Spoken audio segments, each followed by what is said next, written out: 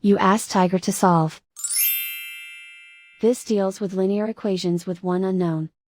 The final result is v equals -28. Let's solve it step by step. Move the negative sign from the denominator to the numerator.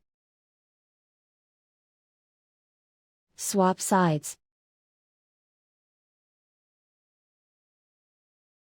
Group all constants on the right side of the equation.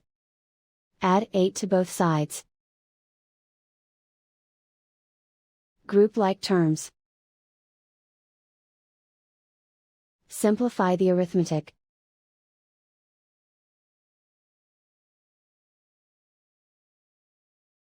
Isolate the v. Multiply both sides by inverse fraction 4 over -1.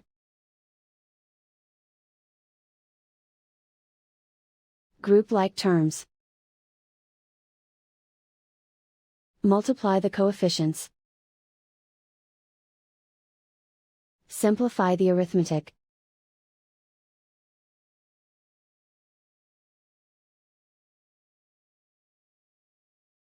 And so the final result is v equals -28.